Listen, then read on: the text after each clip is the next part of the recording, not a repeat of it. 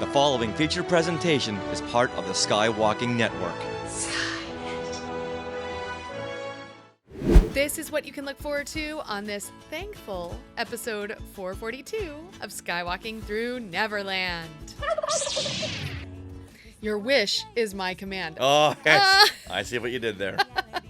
This is a prequel. A prequel? If you will. Yes. You'll see these Magnifico head cookies. Chris Pine was there, but we never saw him. Boop. There's the star. You can keep it for yourself, or use it as a holiday gift, or keep it for yourself. Are you ready? Off to Neverland. Here we go. A long time ago, in a galaxy far, far away. To all who come to this happy place, welcome. Disneyland is your land. When I first made Star Wars, everybody in Hollywood said, well, this is a movie Disney should have made. You're more than just fans. You're family. Best day ever! Secrets loud. It's about family, and that's what's so powerful about it. Hey. When you use a bird to write with, it's called tweeting. When we visit the world of Disney, we never grow old. It's a Peter Pan, Never Land that keeps us young in heart. This is Jedi Master Obi-Wan Kenobi, and you are skywalking through Neverland. I have a good feeling about this. Hey, Skywalkers! When you wish upon a star, what do you wish for? Would you wish for Wish, the new animated Disney film? If so, your wish is about to be granted. But first, we want to welcome you back to Skywalking Through Neverland. I am Richard Woloski, but now everyone please say hello to my sweetie wife Sarah, who I am very thankful for. Oh, that just wrote itself, It didn't did. It was right there. I love it. And I mean it. I'm so happy. Yay. Well, I am thankful for you and for all the amazing adventures that we've had and are still having. Mm-hmm. It's very fun. Just before we went out live, we were asking people in the Sky Chat, what do you think we should do on this coming Wednesday? And Teresa Delgado has a great idea. She says Disneyland. I don't know. Do you want to join us? Yeah, you want to join us? Okay, That might be fun. There you go. Since you had recommended that, we will bring you out here to go to Disneyland. That's just the way things work. Now, Teresa's wishing for a pet goat that talks. Mm-hmm. Talks like Alan Tudyk, perhaps? All right, then, you know what? We're going to get you a pet goat that talks instead of a trip to Disneyland. All right, it's right one or there. the other. No. Asterisk, none of those may even happen. All right. Or partially. Partially Yes. happen. Okay. All right, moving right along. Well, we are your enthusiastic podcast destination for the many decades of your Star Wars, Disney, and Marvel fandom. So imagine a weekly Wookiee hug. In fact, a Life Day Wookiee hug from us, and a little sprinkle of pixie dust from our family of Skywalkers. All right, well, we are live on the Skywalking Through Neverland YouTube channel right now, and if you haven't already, please subscribe for notifications, because we really love talking to you and chatting while we are recording live. Also, the best way to watch the podcast is on the YouTube channel, because we add a lot of video and pictures that really fill out what we're talking about. Oh, we got lots of that coming right up. Speaking of coming right up, Sarah, what do we have coming up on this very thankful episode of Skywalking Through Neverland? Well, in this episode, we are going to break down Disney's new animated film celebrating 100 years of animation. That is no joke. Wish. And we will also share stories, pictures, and videos from our Wish press day at Walt Disney Animation Studios in Burbank, California. We learned so much about the animation process. We got to visit Walt's office, his actual office he used from 1940 through 1966. And there won't be any spoilers for the Wish film until we warn you, so you can listen up until that point if you haven't seen the movie. And for the best experience, please tune in to the podcast episode on YouTube, where we're going to share lots of comparison photos, lots of pictures from Walt's office, all kinds of fun things. All right, now we are being sponsored by Small World Vacations, and they are a diamond level Disney vacation planner travel agency and can help you book your trip to a Disney park around the world. And best of all, this service is free. Yep, free of charge. So head over there to Small World Vacations for a no obligation price quote and tell them Skywalking Through Neverland sent you. That is our wish. Aw. You know, I still think that I still hear in my head a Galactic Star Cruiser when you're saying that. I know, it's so sad. I had to take those notes out. I know. No more Galactic Star Cruiser. But happily, there is Life Day and Galaxy's Edge. Yes, we'll focus on what we do have. Yes. All right, now we are recording this from Long Beach, California on November the 20th, 2023. Don't you have a question to ask me? Oh, yes. Richard, what happened today in Star Wars history? I'm so glad that you asked. Guess who just turned 60? Well, it wasn't you. No. Wasn't me. You would never know by looking at her. No. Is it Ming-Na Wen? Ming-Na Wen, our good friend Ming-Na Wen. She turned 60. She was born on this day, November 20th, 1963. And we all know Ming-Na Wen for playing Fennec Shand on The Mandalorian, The Book of Boba Fett, and she voices the character in The Bad Batch. That's right. Now, we say she's our good friend because we got a chance to speak to her once. Which qualifies her as being one of our good friends. As a friend, she was so excited to talk to us Star Wars podcasters too. Like she just had a blast. You could tell she was having fun.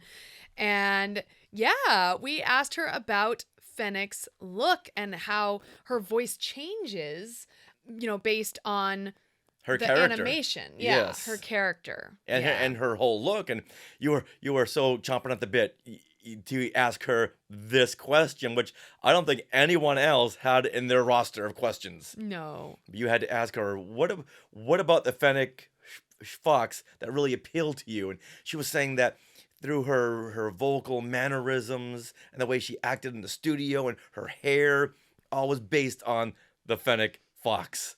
At that point, Sarah had passed out.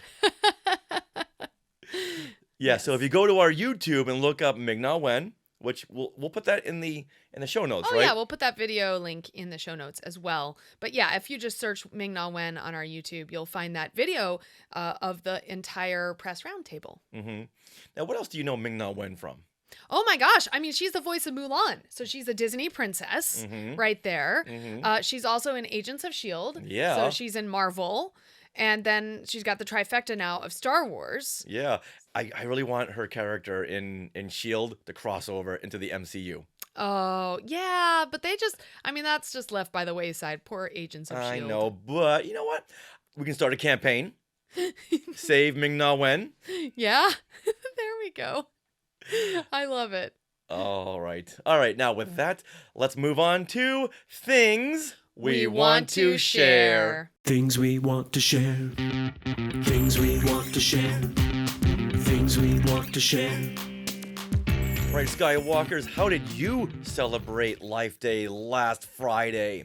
We went to Disneyland. Yes. It was the 5th annual Life Day celebration, the fan event that Obi-Wan Crosby puts on every year. It was just fantastic being around so many Star Wars fans and around so many fans where they're celebrating Life Day seen in the Star Wars Holiday Special. Yes. Who would ever think so many fans would gather around to celebrate the Star Wars Holiday Special? I know. It's so much fun. There was also a lightsaber meetup that day too. So there was like hundreds of people there. Oh, easily. Celebrating Life Day.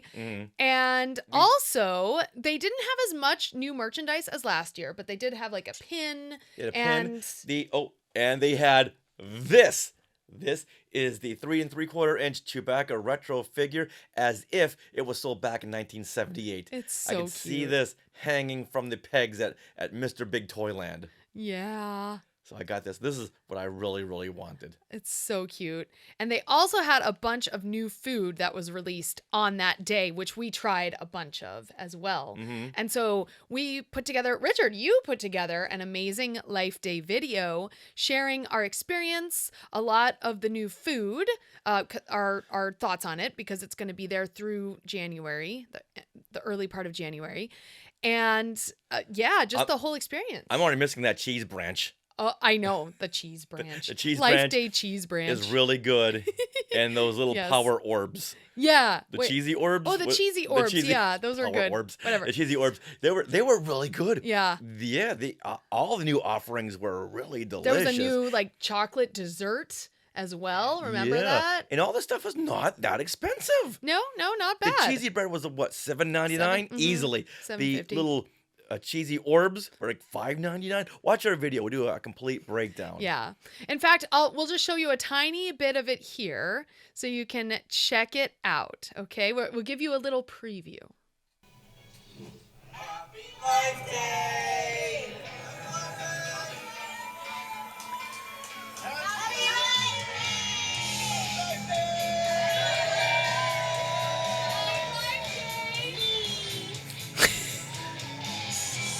Can we get a Wookiee hug too? Wookiee hug, Wookiee hug! Aww. Thank you, Chewie. Happy Life Day! So as you can tell from the video, we had a lot of fun. Got plenty of Wookiee hugs. Mm-hmm.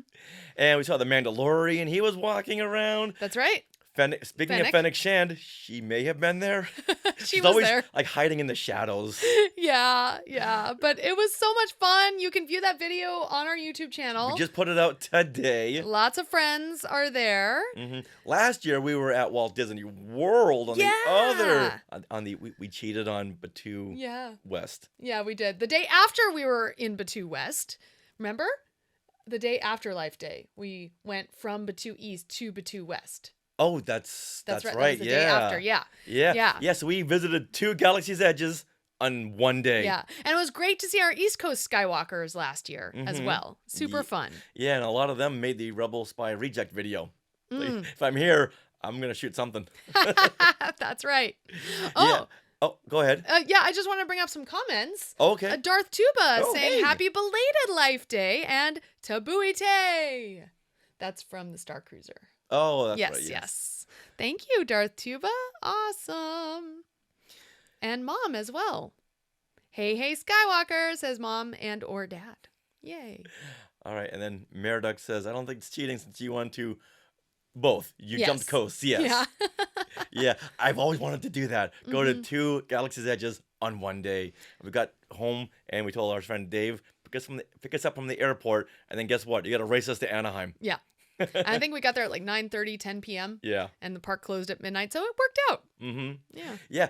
Yeah. Okay, going back to Life Day. Yes. That was so much fun because we all got a chance to sing those fun Christmas carols. I love the holiday songs with a Star Wars spin on them. Snowy the Tauntaun. Yeah, the song's going through my head. Sean Crosby, and I'm sure Colleen Crosby, his wife, did a great job in just spinning all these holiday classics with a Star Wars spin. Yeah, it's super fun. There was a lot of people there, more people than they ever expected, and he was hoping that Disney wouldn't say, "All right, next year you gotta sell tickets to this," because it was way too many people. Yeah, but the more the merrier. Yeah, and you and Kelly Turkel and Bryn McKinnon, Justin Smith, and Dave all did your rendition of the Princess Leia Tree of Life song. That was funny. Yeah, Courtney was there with Joey Pittman. We stopped traffic filming that song. Yes, we did. Oh, Yeah. Of course. And we had a very nice tribute to Angie Mayhew, Peter Mayhew's wife, since Peter Mayhew is the star of the Star Wars Holiday Special playing Chewbacca. This last couple of months, we had lost Angie Mayhew, his wife, and Sean Crosby had a big connection with her because they had collaborated in a lot of events. So we did a nice tribute to Angie Mayhew at the Wishing Tree. Yeah. So once That's again, very special. yeah, go ahead and go watch the video. We just had so much fun doing that. Sarah got a little FaceTime with Cruella DeVille. That's right. Yeah, she didn't understand like Life Day. She thought it was about her. It was like me day. It was funny. Come on, Cruella. It's not always about you, okay? Now, speaking of the Star Wars Holiday Special, there's the documentary, A Disturbance in the Force, that we had a little to do with. We had Steve Kozak on the show a few episodes ago, and he is the creator and director of A Disturbance in the Force. We saw the LA premiere not too long ago, and now they just released the date for home video. Yeah. Home video. How old are you? Well, they did say Blu-ray and digital oh, streaming. Oh, okay. Okay, so they still consider actual... it. They still consider it home video. I didn't say VHS. I know. That phrase now is like so 90s to me. Home video. Yeah. Oh, I love it. Yeah. So December the 5th is the release date, and hopefully it's the new cut of the documentary. Yeah, I can't wait. We didn't see that yet, right? No. Okay. All right. Now, Looking forward to that. We posted this in our Facebook group about the release date, and I don't know why they choose an image of the Donnie and Marie show to promote this documentary. Right. We just posted the link to their documentary. Their video, yeah. Yeah, and everyone's asking, why are you picking Donnie and Marie? It's like, well, we didn't pick that.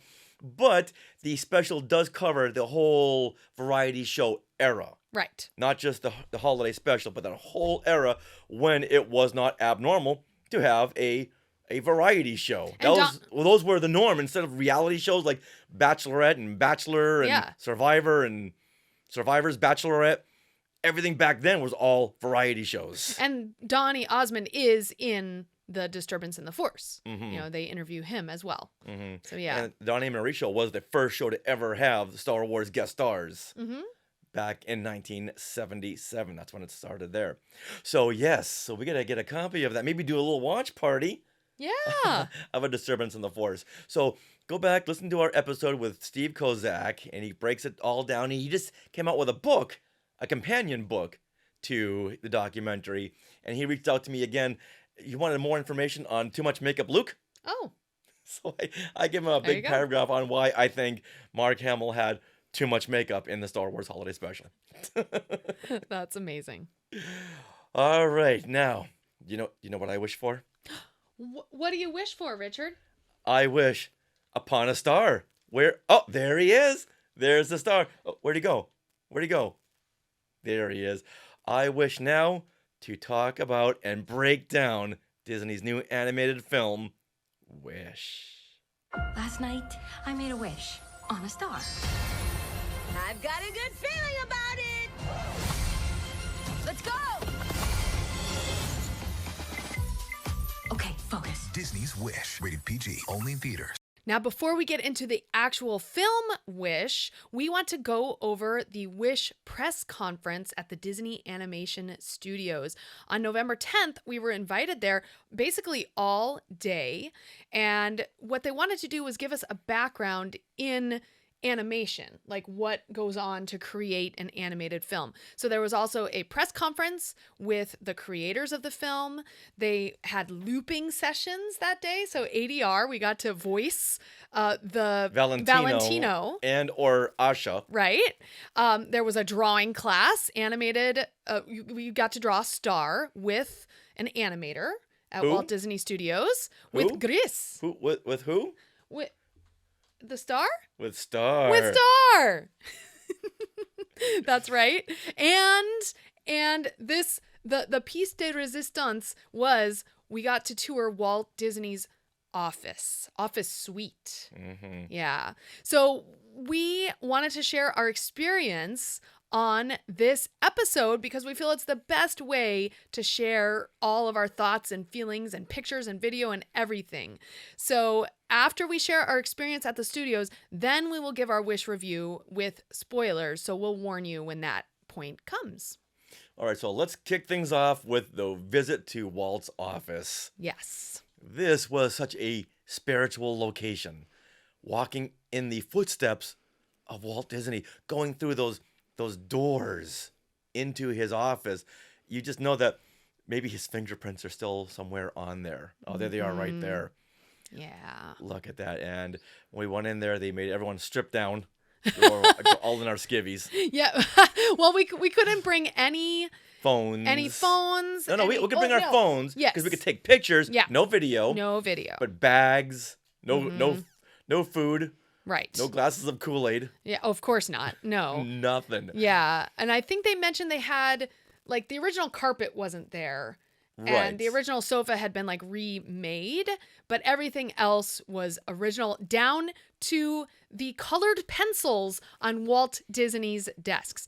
Now, this was really cool because his place really consisted of an office suite. It wasn't just one office. So you started out in this antechamber room, and these are original waiting room chairs. Yeah, waiting room chairs that had been, I believe, reupholstered. Yes. But otherwise, they're from like the 1940s, because Walt used this office suite from 1940 when they, moved into the Burbank studios to 1966, that basically when he died. Yeah. Yeah, this is a painting that was done for Time magazine. Yeah. And this is the original painting because he had said to the artist, "This is my favorite piece ever done of me." So the artist said, "Here you go. There you are." And it's right there. Yeah, it's and in that his is office. very, very beautiful. It's Walt with his head resting on his hands and all the characters around him. Yeah. Oh, it's beautiful.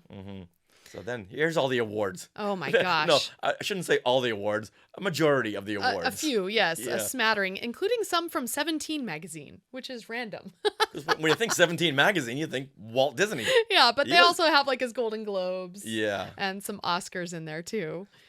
But yeah, it's so funny. And this Yeah. up top, on top of the display case there, this is not the actual Oscar award for Snow White, but this is a replica used for Saving Mr. Banks. Yes, the actual award is at the Walt Disney Family Museum. The Oscars and then the 7 little Oscars. Yeah, oh, there we go. Better picture. Yeah, and no, we couldn't touch it. No, we couldn't. So cute. Okay, so then we get into His receptionist area. yes. This is where the receptionist would That's sit. right. Now, I don't see a place for her iPhone or laptop. No. But this book right here that's open on the table is a record of Walt's his schedule. Yeah. Right? Yeah. And Richard, of course, being Richard, asked if he could flip through it. I want to see the dates. And I thought maybe every day they would go to the date that it was, but no, it's kept on October 27th, 1966. Yeah. And I'm sure that's what I can't really tell. Oh my gosh. Yeah. Yeah, can I read it? Some shooting Epcot. Oh. Follow me, boys. Tape the seeing eye record. It's really hard to read, you guys. Presentation on it's in cursive. Who writes in cursive anymore? It sounds like code. Yeah.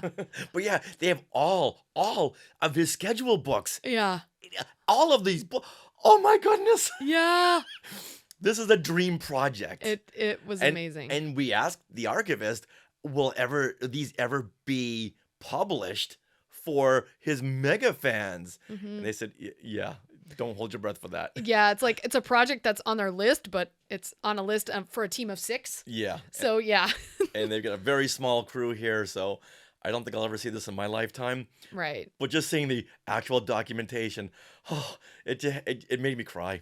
Oh, I know. And we do have to shout out Ed. He is the lead archivist. He was there to lead us through this suite. And he has worked at Disney for 22 years and has been the lead archivist since 2006. And he worked under Dave Smith very closely with Dave Smith, who is the founder of the archives, to preserve everything here. Now, the one question I had was this office just roped off and not used after Walt's death? And they did say that other executives had moved in, but they moved all of Walt's stuff out.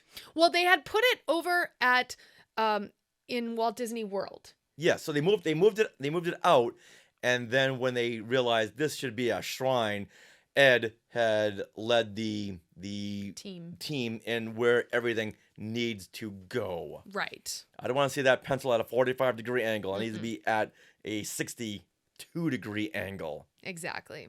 So we went from the secretary's office into Walt's formal office. Now he has 2 offices. One is the formal office where he meets with dignitaries and other people he wanted to impress. Then he had a working office, which has a kitchen, a closet, and a private area where he could sleep or shower. And we got to look through all of this. So first of all, the formal office, you walk in and you see the piano. Not just the piano, the piano. The piano. And this is the piano that Richard Sherman would play Feed the Birds on, you guys. Now, whereas I was drooling over the schedule book, Sarah was drooling over the piano. Yeah. Now, didn't they say like every Friday before Walt left for the day, for the weekend, he would invite Richard Sherman in to play Feed the Birds? Yep. Yeah, he wanted to hear it. It's his own personal series. And so here it is. Here's me with the piano. I was very, very excited. And on the piano, there's some photos of Walt's daughters there. There's some sheet music. There's Sarah trying to play it. Yeah. And it's just beautiful. And then you turn around and you see Walt's desk. And it's full. Everything on that desk is exactly where Walt had it. Mm-hmm. Yeah. Yeah. Down to these pencils here in the middle of the frame. Pencils. Oh my gosh. All the little figures he had right on the shelf in back of him. Yeah. He was a collector. Yeah. Well, people all over the world would send him miniatures because he loved miniatures. It got out that Walt Disney loves miniatures. And so he would have a select few on display. All right, now go to that shot of all the books. His little library there. The library? Yeah. Here we go. Ed had told us, there's Ed. Hey, Ed. Yeah. That Walt loved reading, and people would send him books, and he would read these books. But then legal team said, hey, Walt, we may do a film on this, so you can't accept any more submissions or just gifts of these books, because if you make a film of this, someone may say, hey, wait a minute, I sent you that book, therefore I'm part owner, which has happened in the past. Right. So there was a lot of books there that have never been opened. Yep. And when they were cataloging these, Ed had said that you could, when he was opening the books, you could feel the spine, being broken. Yep. When you open up a new book. Cracked the spine. Yeah. Yeah. And of course, Walt being Walt, he would write everyone back and say, hey, thank you so much for the book. Yeah. Really appreciate it. With something signed of himself as well. Oh my goodness. Very sweet. All right, now from here, should we move into the working office? Yes, let's do that.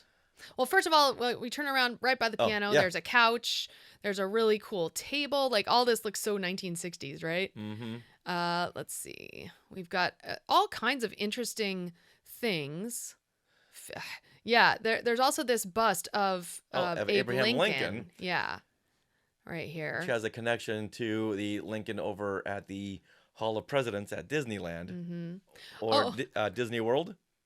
Oh, well, no, this would be at Disneyland, not the Hall of Presidents, but Lincoln. The A Day in the Life of Lincoln. Oh, Lincoln's footsteps. It's Skywalking with Lincoln. Moments with Mr. Lincoln. That's what I said. Skywalking with moments with Mr. Lincoln. Naps with Mr. Lincoln. I'm trying to brand it. Oh, and then my favorite little thing in his office, beyond the piano, was this beautiful little plush that was handmade of Lady, and this was sitting on that table. It was so cute. All right, so let's move into Walt's working office. This is it. Let's see, there's a map of Disneyland there. This is his office desk. Another table with numerous ashtrays. Yes. Yeah, and still more drawing pencils. And he's got his red pencil. Remember that was like one of the biggest souvenirs you could ever get for someone? An ashtray? Yeah. Because they were cheap. And they were everywhere. Now it's like wallets. Yeah. Everyone is reminding us that it's great moments. Great moments with Mr. Lincoln. Yes, yes. Skywalking with great moments with Mr. Lincoln. Gotta keep it branded. Yeah, so here's a smattering of photos. He's got all his workbooks here, which I'm sure have been cataloged. A big bulky cell phone on the end. What is that? No kidding. Sarah, do you know what that is? I don't. I'm just kidding. Yes, I do. I have used a rotary phone. Who among us have used a rotary phone? Please say I. All right. I have. I always hated when someone had a 9 in their number. Ugh. Such a pain. Or a 0.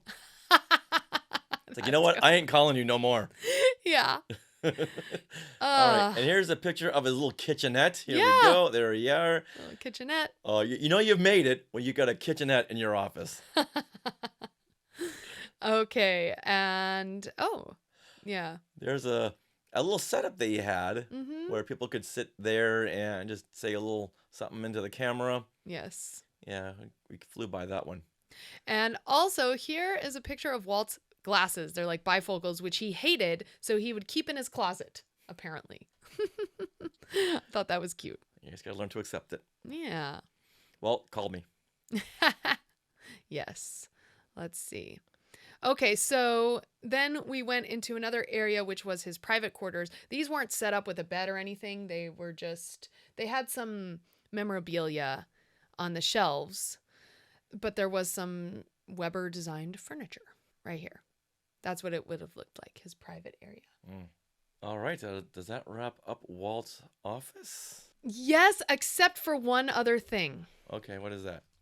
That is, so we finished our tour of Walt's office. We asked Ed, we peppered Ed with questions. Like, we went over our time because all of us there, I think there was 7 of us, who were being drawn through the office. Part of the press. Part of the tour. Yeah, we got follow-up questions. Yeah. Of course we do. And Ed was so happy to answer everything. He's like, every tour is different, but I love this, you guys. So we were just asking him so many questions. And yeah, because he's mainly working by himself. Yeah. Like, people, I get to be social.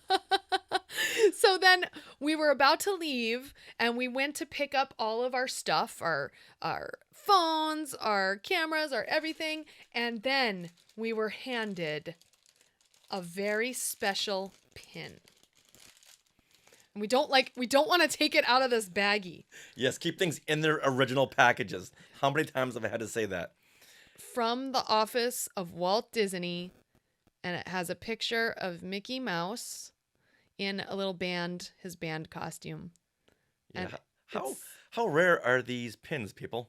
I don't know, but even the font looks very kind of 40s. Like the whole thing looks very nostalgic 40s. This is a special item you can only get if you have toured Walt Disney's office. So we were blown away. Yeah. Yeah, to me, that was my favorite part. Oh, yeah. Just seeing the nostalgia and walking the footsteps of a legend. It was amazing. Yeah. Very, once again, very spiritual. Yeah. All right, now, should we get into the ADR sessions? Yes. Okay. Before we do that, Mom is asking, I've used a 2-party phone. Do you know what that is? Like a party line? I don't, Mom. You'll have to explain. A 2-party phone. Instead of a rotary phone? Yeah, I don't know. I guess that's a phone where you can do call waiting? We don't know what that is. How exciting. Do we still have call waiting? When you're on a call? No. Yeah, people just text. We hardly ever use the phone anymore. Is there such a thing as call waiting anymore? I changed my phone message to be like, yeah, don't leave a message here. Yeah. Just text me. If you really want to talk to me, you got to text me. Who calls anyone these days? What animals are they? Skywalker's Academy has also used a 2-party phone. And Teresa has used a Canon string, so she's beat us all. I think Teresa's older than I am. All right, now let's move into the ADR session. Yes. Now, this is the studio in the animation studio building where actors would come in and they would loop their lines. They would say their lines, their character lines. They would watch a screen of the characters and they would say the lines. Right. And they let us into this studio and we got a chance to voice Valentino, the goat, or we could pick Asha. So we, of course, picked Valentino. Yeah. We'd watch a little clip, and they'd give you the boop, boop, boop, and you'd say your line. It It was really cool. So should we show the result, Richard? Sure. Okay, so let's show your result because it's really cute. And we will post these as separate videos as well. Like this week, we have so much to share with you guys. Whoa, what are you doing? Valentino, don't eat that! It didn't work. When does the magic happen? Oh! I'm talking! I'm talking! Ah, who knew my voice would be so low? So that was me voicing Valentino. That is so cute, right? Yes. I love it. And then you got up to bat. That's right. And I had the choice of Asha, but I don't. There's more character in Valentino. Yeah. So I did like a little character voice. So we'll share that. Whoa, what are you doing? Valentino, don't eat that! It didn't work. When does the magic happen? Ah! I'm talking. Ha! Who knew my voice would be this low? Oh, I love it so much. Oh, so funny. Oh, wow. Yeah, and Sarah got a big chuckle. Yeah. There was the engineers in the studio and the rep who was bringing us around. Mm-hmm. They all gave you a very, very good genuine, chuckle. heartfelt chuckle. Yeah. And I'll just show you because we didn't know they were doing this, but they also put the camera like they do for actors. They have a camera there to capture their mannerisms and expressions to help the animators. So like we'll just share a couple of these moments here. Just the very end of one.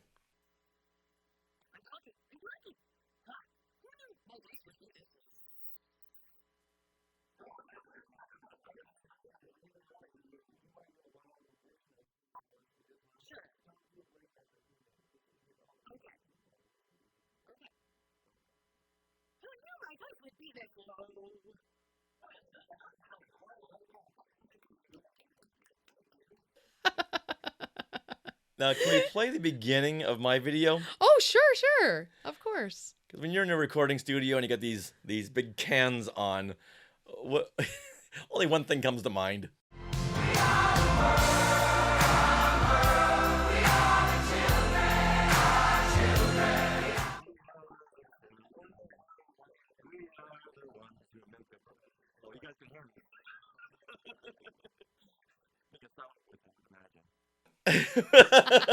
So when you're in these recording studios with these big things, I don't know why that video came to mind.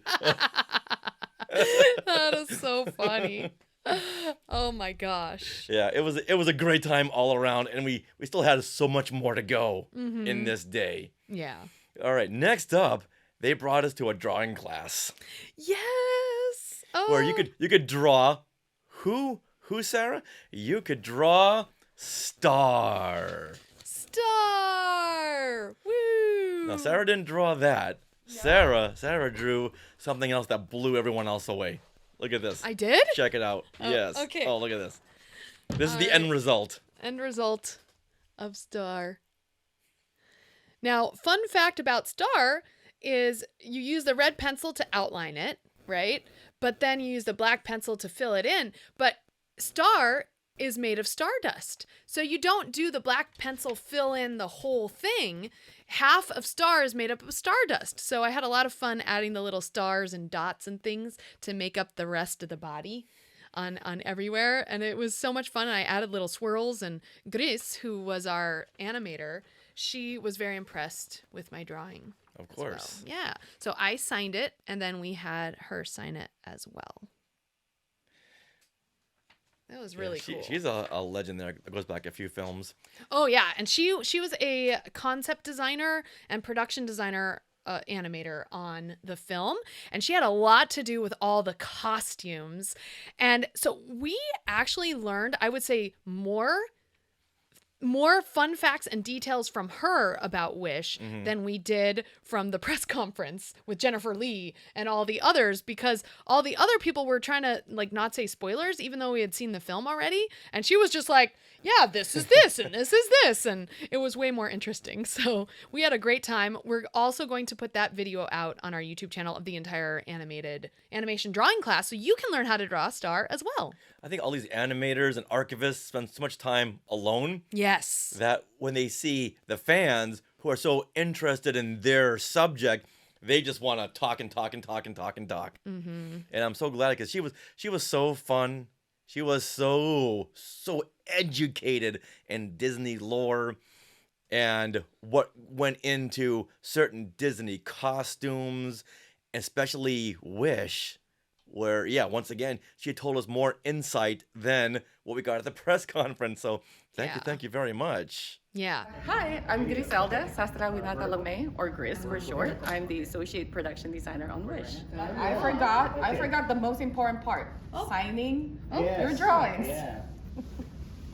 Thank you so much. I hope you're having a wonderful Look at that, just a huge smile. Oh, I know. She was so excited to talk to us. And it was really cool how they had this press day. We all gathered, all the press were in one room, the main room that you see in Once Upon a Studio, where they have the food, the catering, the food station and things like that. And so that's where we were situated. And then they break us off into groups at various times throughout the day. And we were there for like 6 hours that day, just either working on stuff or going to these animated classes or walking over to Walt's office, all kinds of fun things. And how do you keep press happy? You feed them. You feed them. And they did a very good job in feeding us.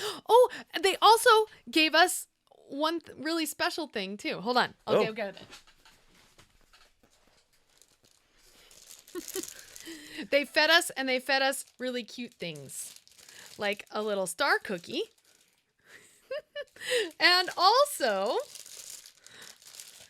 hold this, a little King Magnifico cookie, which this is from the movie. This is a replica from the film. You'll see these Magnifico head cookies. I'm surprised any of them lasted. I know. I can't believe we still have these, but see, we put them in the drawer, out of sight, out of mind. There you go. Now they're in sight. Okay. I'm just surprised that more of them weren't smashed. I know. Well, okay, shh. Okay. Yeah. So Skywalker's Academy says, way cool, Richard and Sarah. Oh. Yes, very, very way cool it was. With a mind-blown emoji. Yeah. Oh, yeah. We couldn't have, I mean, this was incredible. And this was a day after the SAG strikes had been finished, right? The SAG strikes were done. And so we did see Ariana DeBose walk up the stairs. She like arrived and we're like, oh, there's Ariana DeBose. And apparently Chris Pine was there, but we never saw him. Yeah, he was sequestered in a different room. Yeah. My crush, he wasn't. I couldn't see him. Wait, you're what? You know it. He's my crush. Yeah, and I don't know who kept you from seeing Chris Pine. Wasn't me. I would have let you see him first and foremost. Yeah, I would not keep you away from Chris Pine. Skywalker Academy is saying, I would not keep you from pining for Christopher either. Yes, I'm a pine nut. Yes, that's a thing. You're funny. And to cap it off, they had a room with the watercolor background layouts from Snow White and Cinderella and Sleeping Beauty that we could look at because we had just seen the film, so we can compare. It's like, oh my goodness, you could see the love and how much the artists for Wish really respected the artwork they were doing and replicating these watercolor backgrounds for Wish. And now seeing these backgrounds up close, the original backgrounds up close, it just all tied in together. What a magical day that was. It is so cool. Yeah, to see these from the Walt Disney Archives, these actual concept art, and oh my gosh, like drawn by Ivan Earl, right? Or just, it was amazing. It was laid out on a table. if I were in charge of this, I'd like putting up a sneeze guard or something. Yeah. Where you couldn't touch them. No. But yet. And you had to leave your bags outside again. Yeah, you one of couldn't. those places. Right, but I'd want more protection. Yeah. If I were them. Yeah. See how these are one of a kind pieces. Well, they had historical pieces. They had like 3 bodyguards like there. Yeah. You know, Oh, warning yeah. people. Mhm. You know, please don't stick your nose so close to that, sir. You know, or whatever it was. Mhm. but Those but red yeah. laser lines going all over the room in case you got too close. Yeah. They didn't really have that, but they were very, very particular in how close you were to get. Yeah.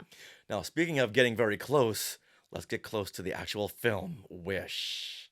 So let's break down the film, give our reactions, go over the Easter eggs, the music, all the fun bits, which is to say that we will be going over some things that could be spoilerific. Yep. So if you want to go into this cold, stop listening now and come back after November 22nd when the film comes out.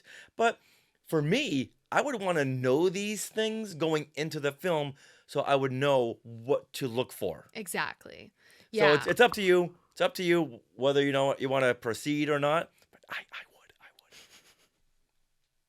So this is your last chance. Attention Skywalkers. Spoilers ahead. Warning! Attention Skywalkers.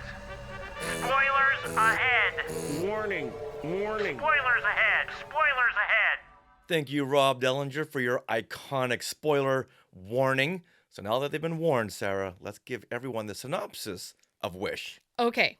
Your wish is my command. Oh, yes. I see what you did there. All right. Wish is a musical comedy in the solid tradition of Disney's animated musicals. The film is directed by Chris Buck and Fawn Veerasunthorn, who was a storyboard artist on Frozen, Moana, and Zootopia. Chris Buck also worked on Frozen and Frozen 2 with Jennifer Lee. And Fawn was also the head of story on Raya and the Last Dragon. The film was co-written by Jennifer Lee, who is the head of Walt Disney Animation right now, the chief creative officer. Now, Wish's heroine is Asha, and voiced by Ariana DeBose, and she is a 17-year-old idealist with a goat sidekick named Valentino. Valentino with a very low voice. Voiced by Alan Tudyk. She lives in the kingdom of Rosas, which is a fictional place inspired by Mediterranean cultures, and the story is set in the medieval age around 1200 to 1300. Now, this is before all the fairy tales that we know and love from Walt Disney Animation. This is a prequel. A prequel? If you will. Yes. And it's very much a prequel. So know that going in, because that's kind of the exciting part. I love prequels. Yeah. All right, so Asha, she's 17. She's applying for an apprenticeship with King Magnifico, which is voiced by Chris Pine. Yeah, we know. And he is a rather gallant and vain sorcerer with the power to grant wishes. Now, Rosas residents willingly give their wishes to the king, at which point they forget them, with hopes that he will make their request come true in the future. He'll grant their wish, if you will. Alas, Asha's grandfather, Sabino, who's voiced by Victor Garber, is turning 100 and still has not had his wish granted. So Asha seizes the opportunity to ask Magnifico to grant her grandfather's wish, finally. When King Magnifico refuses, Asha makes a wish so powerful that it is answered by a cosmic force. A little ball of boundless energy called Star.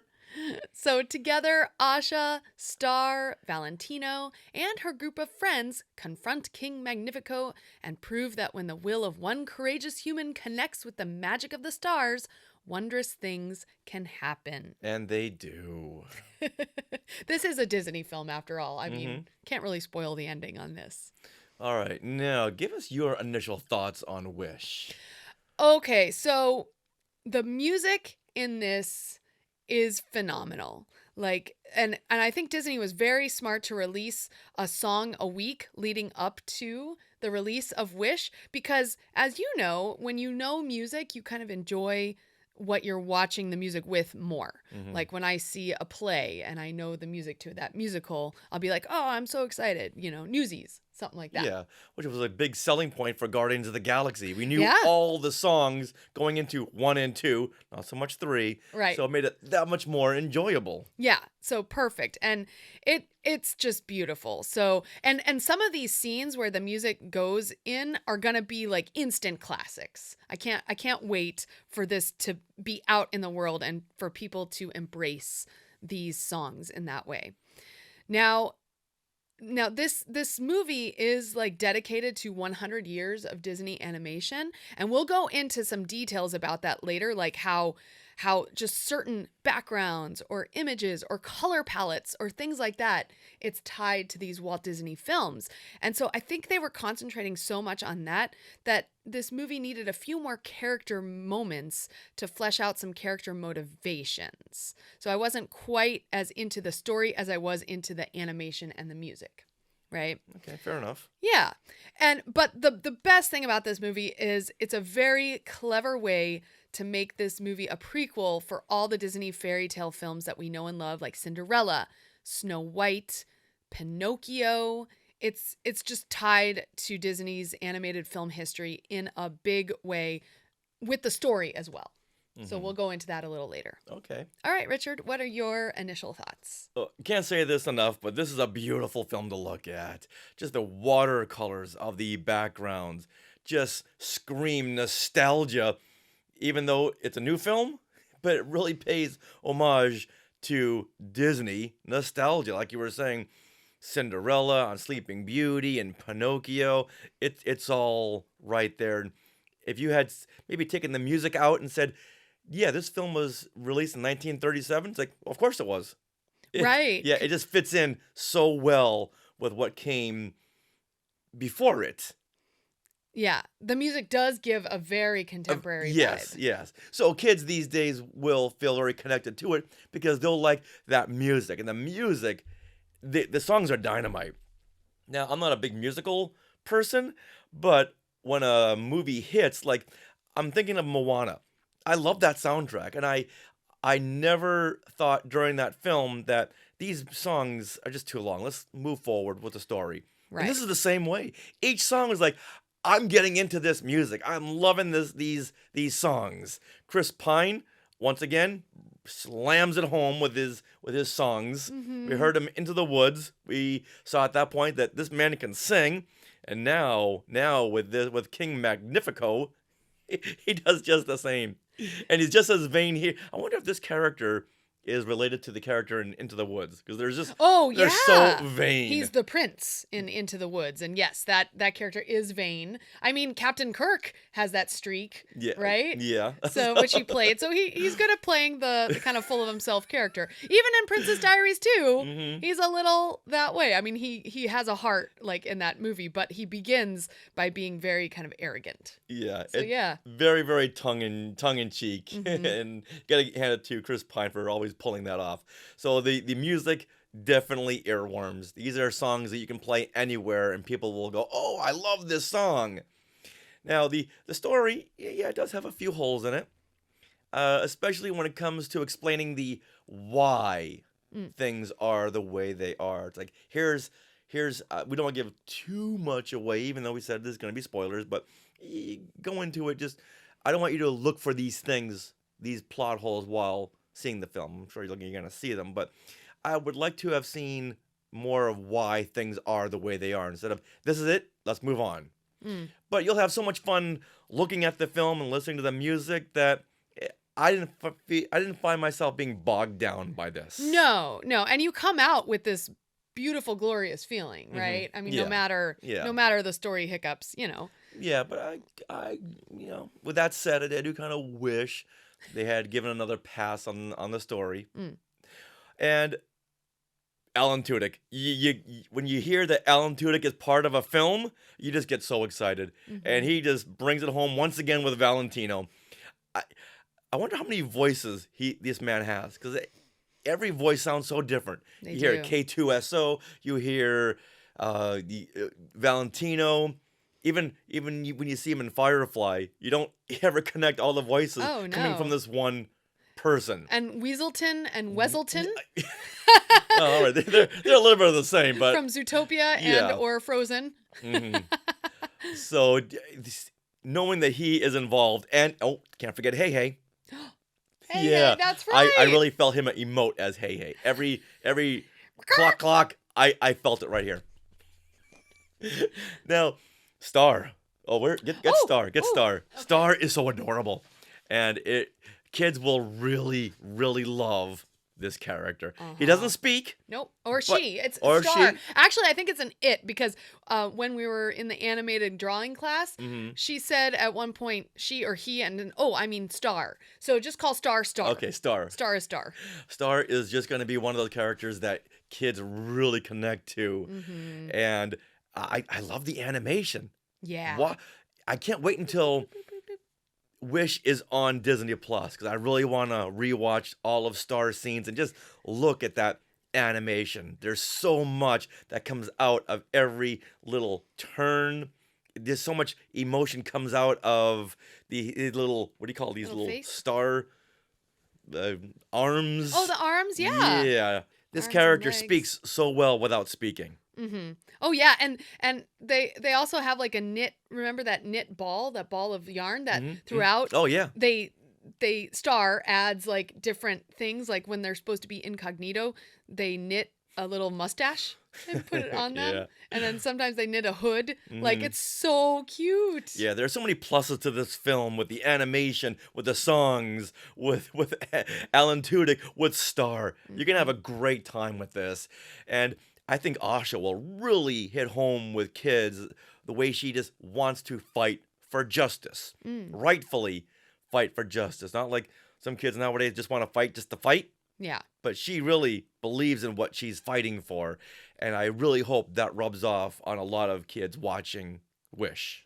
I think the film also has a good message of friendship too. Oh, very much because so. she Oh. has some friends in the kitchens of the castle, Mhm. right? And they all end up working together or supporting each other. Like there's, except for one, but Yeah, this will make you realize always watch your back. yeah, yeah. Mhm. But I think that's a great message to show like kids, both girls and boys, being friends, working together toward a goal. Like I think that's really cute. I've always loved that friendship unity. Mhm. When you see that when one friend needs help, every friend's like, okay, I don't care what I'm doing, I'm gonna be there to help my friend. I'm gonna watch my friend's back, except for that one, which is a life lesson right there. All right, now I do want to talk before we get into some Easter eggs. I want to go into the music a little more. All right, now the music is created by Julia Michaels along with producer Benjamin Rice, and Julia Michaels is in her 20s. So she's really bringing the contemporary flair, and yet she loves Disney and Disney animation. So her goal was to meld like this nostalgic feeling that we all have for Disney films into kind of a contemporary sound. And the fact that she's near Asha's age, it all gives this perspective of a young person. And I mean, that's like the most compelling films are really seen through the eyes of young people, like the coming of age. And it shows too. Oh yeah, it really does. I would say this is one of the best soundtracks in a long, long, long time. Yes, and we were at the press conference and she was there. So Jennifer Michaels was there along with Jennifer Lee and Chris Buck and producers and Vera Sunthorn. And so basically in that we learned some fun details, which part of those are on our website, an article on our website in the Wish Review. But I just want to mention a couple of these now. So Julia was tapped at the beginning of the pandemic to create songs for Wish. And the first song she did was This Wish, which is kind of the big ballad of the film. And she wrote that based on like a 2-paragraph description by Jennifer Lee and Chris Buck. So she was really instrumental in creating the story of Wish. And throughout the movie, as a musical should, most of the songs translate into a character changing their view or having an emotion or moving the plot forward. So I think it's really well integrated in there. And I also want to mention, we were talking about Chris Pine, how he sings, "This is the thanks I get," which is going to be in my head all day. It's always about him. Yes. So as soon as Julia heard Chris Pine knock it out of the park with "This is the thanks I get," she decided to write a duet for him and Ariana DeBose, and it's called "At All Costs." And I think this song is so interesting. In the Long Lead Press Day, we talked to Jennifer Lee, and she mentioned that there is a song where the villain and the heroine have a duet together. And it's because their goals are aligned at this point in time, and yet they diverge from there. So this duet, it shows the beginning of their alliance and then how it diverges. And it's really cool because King Magnifico is singing about protecting all the wishes that he's gathered from people. Mm-hmm. And Asha is singing about protecting the wish that her grandfather made and her mom made. Mm-hmm. So they're kind of aligned in that they want to protect the wishes, but it's for different purposes. Oh, yeah. Yeah. One is very selfish, yes. and one is very selfless. Yeah, exactly. So, yeah, this soundtrack is fantastic. Now, have they released a release date for the full soundtrack? I'm sure it's coming, but right now, let's look, because you can hear at least 4 songs. Well, it looks like it's already out. Oh. Yeah. So the full soundtrack, "This is the thanks I get, knowing what I know now." Yeah. Okay, so you can now stream the full soundtrack to Wish. Yeah. Yeah. Nice. Oh, man. So stream that now. Okay, here we go. This is the thanks I get. This is the thanks I get. This is the thanks I get. You're welcome. That's going to be in your head all day. Mm-hmm. I love it. Oh, I'd be the first to volunteer. Henry. Yeah, Not me. That's so cute. Yeah, that line just goes by so quickly. It's like, wait, what did he say? Yeah. And he's playing with these little like doll characters as he's doing it. It's so cute. Oh my gosh. All right, with that now, let's talk about the Easter eggs. Okay. One of my favorite subjects of any film, the Easter eggs. Well, I have done my homework, Richard, and I have prepared a slideshow. Yes, you have. You came to this very well prepared. So if you want to see that, make sure you're tuning in to the YouTube version of the show. All right. So Wish carries on the tradition of opening and closing a storybook to open and close the film, which is very reminiscent of Snow White, Pinocchio, Cinderella, Sleeping Beauty, and so many Disney animated films. This is their version of A Long Time Ago. Yeah. In a galaxy far, far away. It absolutely is. Yeah, it's so great. I have a picture here of the Sleeping Beauty storybook, which was an actual live storybook that you can see. Like, I've seen it at D23 Expo when they had it out at the Disney Archives. Actually, in the press conference, it was asked whether the storybook for Wish was a real live storybook instead of animated. And no, it was animated first, but they do have a live storybook now. A replica. A replica, yeah. They just didn't use that. It's not a screen used yeah, it wasn't storybook. a reference model. Exactly. All right, and also similarly at the press conference, director Chris Buck was explaining how there are over 100 different Easter eggs because when the film touches each department adds a little something. So like when Chris Buck's was asked, hey, should we add a rabbit? He's like, yeah, let's add a rabbit. And can that rabbit thump? Just like Thumper from Bambi. And there's a bunch of rabbits in this film. Yeah. So, but then like he mentioned when the lighting department touched that scene and saw the thumping foot, they added a shaft of light to spotlight that thumping bunny foot. So just like little moments are involved here. I see a video coming up with just counting all the Easter eggs. Oh, that would be so much fun. Yeah. And also, the animators went heavy into the archives, which we got to see some of these archives. So they looked into the Walt Disney archives and looked at concept art to get ideas on how to create character designs or silhouettes or even backgrounds, that whole watercolor thing, right? So King Magnifico in particular, his silhouette is similar to Jafar, specifically in the shoulder pad design. So here's a piece of concept art that we're showing of Jafar, and you can really see like his tabard, right? And his whole shoulders come up just like Jafar. And there's a few shots where he is in silhouette. Yes. And you think, is that Jafar? Is he making a cameo? Exactly. Yeah. Except for the big hat. Right. No hat, but the cape is very similar. Yeah, and the pointed shoulders. Yeah. Also, and I thought this was a fun nod, when you watch Sleeping Beauty and you think Maleficent, what do you think? I think of green fire. Exactly. That acid green, right? Yes. So they used that acid green color for King Magnifico's magic. So you know that it can't all be good magic. That's a red flag right there, or a green flag. Exactly. And run. I think it's nearly the exact same color. I mean, these are different colorways from the internet, but I'm pretty sure it glows the same.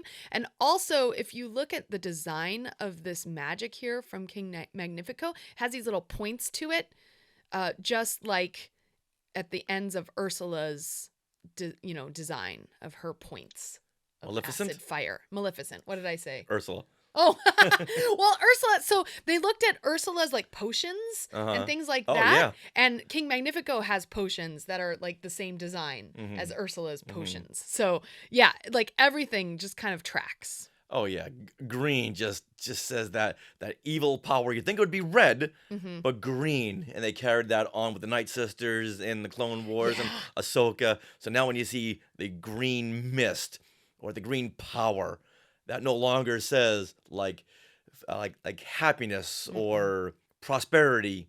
It means danger. Yeah, it does. And having just watched Loki, this magic from King Magnifico kind of looks like an Ouroboros. Like a dragon eating its own tail, doesn't it? That's pretty much King Magnifico's his whole character trait is just time after time taking these wishes from people. That's right. Yeah. Until Asha. That's right.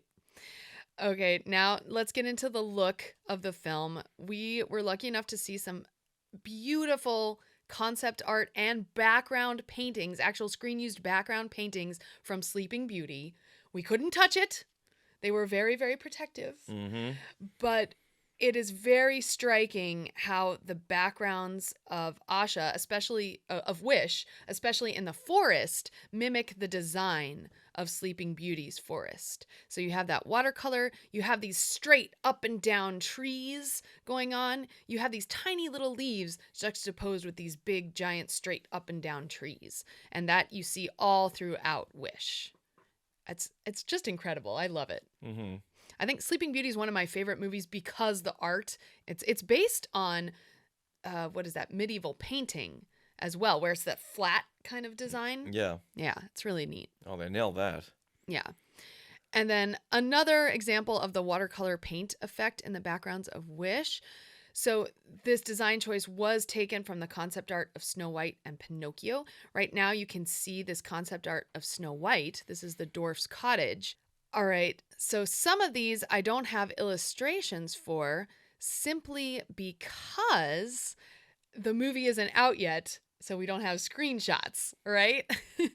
So some of the Easter eggs that I spotted in some of the wishes, when you go into the wish area where King Magnifico is keeping the wishes, you can see like what the wish is. Some people are flying and it almost looks like what is that? I can Peter fly. Pan. Peter Pan, thank you. But there is one wish with a dress, like on a mannequin, and that is Sleeping Beauty's dress. So I thought that was fun. I think the wish of flying is someone with their arms stretched out, like Peter Pan. Like Peter Pan, or even Wendy, because I think it's a woman who's flying. Right. So it reminds me of Wendy. Yeah. Oh, when you look at it, it's like, okay, that person's flying to Neverland. Yeah. And now, let's see, production designer Griselda Sastrawinata LeMay, that is who taught us how to draw Star. But she dropped a whole lot of amazing fun facts into her class that we took, which is on YouTube right now. That entire thing, you can learn how to draw a star and learn all her fun facts. But she learned that purple means hope in North African culture. So she used that color primarily for Asha. And in fact, Asha's color palette mirrors the fairy godmother from Cinderella, especially when she puts on a cloak. Well, look at that. It's like perfect. So now, is the fairy godmother Asha later on in life? Well, I think this is why Partly Wish is a prequel. Yeah. Because now Asha has learned how to grant people's wishes, right? And so I think I don't think she is the fairy godmother, but it's implied that she is the godmother of fairy godmothers. Yeah, okay. Does that make sense? Oh, yeah. Yeah. Just because they wear the same cloak doesn't mean it's the same person. No, no. Just look at them. I know. Yeah. That's a fun concept. It's being the fairy godmother of fairy godmothers. It's a really cool concept. Whoa. And as we go later on in the film, she gets a wand. Yeah. Okay. Also, Griselda, she told us that she was in charge of the costume for Asha, and she incorporated pumpkin seeds into the collar of the design. So you can see all the little pumpkin seeds right there. And this is meant to symbolize, well, first of all, pumpkins. You think Cinderella, right? Mm-hmm. So a little bit like that. And nature. Nature, exactly. And gardening. And I think when Gris, yep, when she dropped that knowledge, we all went, "Whoa!" Yeah. To me, that was the best piece, the best Easter egg that we learned. She had given us. Yeah, that was so cool. I loved it. All right, next, Star. Let's talk about Star. Oh, please. Hold on to Star. Okay, Star. The heart-shaped face. So you see he's got a heart shape within the star itself. This is a direct reference to Mickey Mouse. Oh, it's right there. The beige color part of his face is that heart shape. Isn't that cute? another piece of knowledge that she dropped on us. We all went, "Whoa, wait a minute." Yeah. This is an education in Disney animation history. And right now you see this picture of Star right here, animated. You can see that Star is half made of stardust, which is a fun little nugget we learned when drawing him. Mm-hmm. So you can't do a line all around Star. You have to make half of Star a line and the other half stardust. And that was really fun to draw. Ooh, I should show you my picture. Oh, yeah, show that again. Yeah. Show that again. All right, so here is Star. See how the line is only on half of the body, half of each of the arms, and the rest is made out of stardust. And I add little swirlies, which she really liked. I thought it was cute. So cool. Teacher's pet. Well, come on, I can draw. I love it. Mm-hmm. I love to draw. Okay. Now, in the film, you might notice... Well, okay, so every Disney film opens with what? A long time ago in a galaxy far, far away. That's Star Wars. Which is owned by Disney. But every Disney animated film opens with... With a storybook. No, before the storybook. What do you see? The Disney castle. Yes. With the little... Exactly, the little shooting star, right? Okay. That goes above the castle. Well, in the film, look for a moment like that. With Star. All right. There's also another reference to Cinderella in the movie that I caught, and I was super excited. There's a scene where someone transforms, and it is like a direct reference to that amazing animated scene where Cinderella turns from rags to her beautiful blue ball gown, with the magic swirling around her. This is iconic, and it is absolutely referenced in the film. Oh, it gave me chills. Okay, and then we're not going to spoil this, but you got to watch through the end of the credits, everybody. Yeah. Yes. If Marvel movies have taught us anything, watch to the end of the credits. Because this end of credits scene brings it home, makes it the prequel. So yeah. All right. That's all we'll say. Yes. In the comments, if you guys have seen it and are excited about it, just let us know. Or you can direct message us. Oh, so cool. If you think about it, you probably will guess what it is.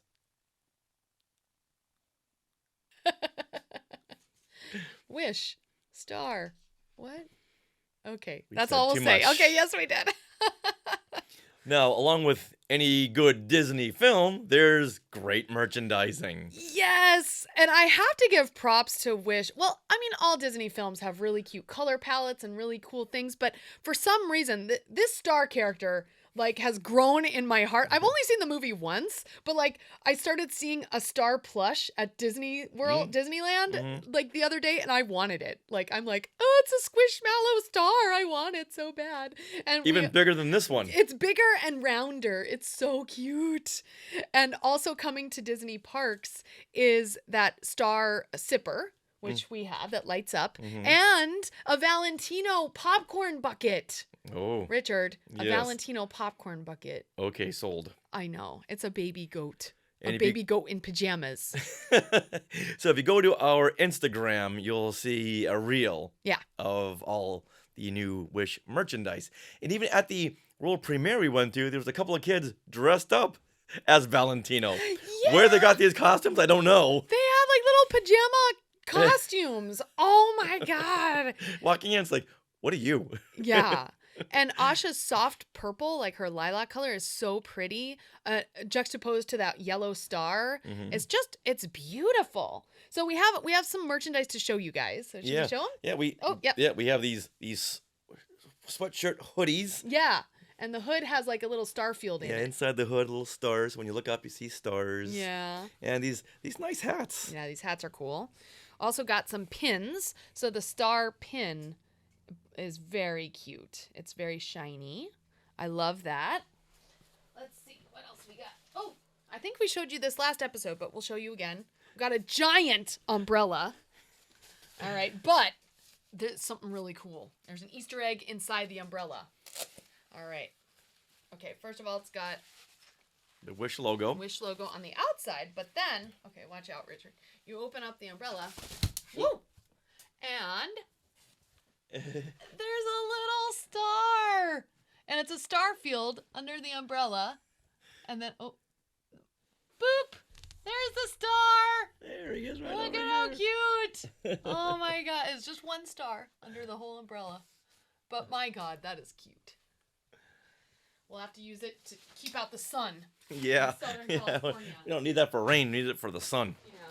Especially in November when it's been really sunny. Unseasonably sunny.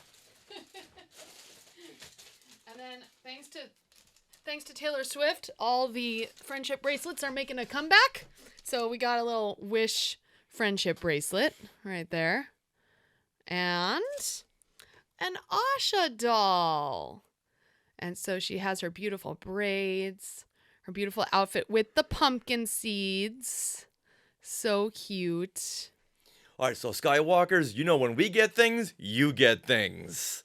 That's right. So one lucky Skywalker is going to get this star plush. So cute. And so all you have to do to enter is to go to the YouTube video of this podcast episode. All right. And you have to comment with your Instagram name or your Facebook name on the YouTube video. And that's so we can contact you, because on YouTube you can't like contact anyone who comments. Yeah. But that's so we can contact you if you won, okay? So comment with your Instagram name or Facebook name and say what you wish for. What is your greatest wish of your heart? All right. All you gotta do is leave it in the comments of this YouTube episode. YouTube. Not the Facebook Right. comments, but YouTube. Exactly. Yeah. And then one lucky person will win this beautiful star pillow. You can keep it for yourself or use it as a holiday gift or keep it for yourself. Exactly. They're so it grows on you, let me tell you. We just want to share our star with all the Skywalkers. That's our wish, that you have your own little wish.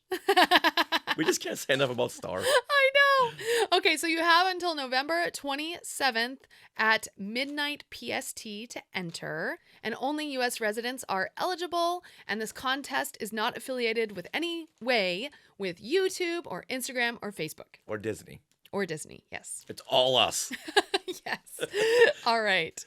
Woo! Well, we are so excited about that. We hope you guys win Star and make your wish. Well, that wraps up episode 442 of Skywalking Through Neverland. We want to thank Disney for inviting us to the world premiere, to the press conference, and for giving us all this great Star Wish merchandise, which we're going to share with you. That's right. Thank you to all the Skywalkers who like, comment, and chat with us. Please subscribe to our YouTube channel and turn on those notifications so you know when we go live. Now, are you interested in our books today in Star Wars history? Well, you can pick up your own copy personally at LostCon, which is coming up this Friday, November 24th, where we will have some holiday specials. That's right. But there will also be some online holiday specials. Mm-hmm. You will get at least $8 off a book. And look for that on social media. I'll be posting the special there, and you can click through and buy your books for the holiday season. Great stocking stuffer if your stocking is like 16 inches wide. That's right. Now, would you like to support Skywalking Through Neverland? You can support us through the Skywalking Force, which is our Patreon. The Skywalking Force has access to bonus content. They have access to fun deals on our books. They also are seen in every YouTube video at the end in our credits because you are why we exist today. So thank you. You can check that out at skywalkingforce.com and become a patron. And thank you so much to those of you who are already part of the Skywalking Force. Now, we want to thank our sponsor once again, Small World Vacations, for their support. Thinking of a trip to a Disney park? Where you can fill out a Get a Quote form at smallworldvacations.com today. Their vacation planning service is free of charge, so why not use Small World Vacations? So check it out and tell them Skywalking Through Neverland sent you. Now we are part of the Skywalking Network. Where you can find other great shows like Talking Apes, The Max Effects Podcast, The Neverland Clubhouse, Totally Tell Me Everything, Star Warsologies, and the YouTube shows Collectopolis and Today in Star Wars History. Now, if you're headed to Los Angeles Comic-Con, Star Warsologies is doing at least 2 panels, one on the science of Ahsoka there. So if you're heading there, please look for them in the schedule. Now, you can also find us on social media. We are at Skywalking Pod for Twitter and Instagram. X and Instagram and Threads and all those things. You can also join our Facebook group or search for our page on Facebook. Just search Skywalking Through Neverland. You can also email us, share@skywalkingthrough.neverland.com. And always remember to wish upon a star and then win one. Yeah! And Neverland on Alderaan. Hey, look at those names to the left. They are part of the Skywalking Force, our Patreon. Become a producer yourself and check out all the Disney Plus themed bonus content available depending on the level you subscribe. Become a member of the elite Skywalking Force at skywalkingforce.com.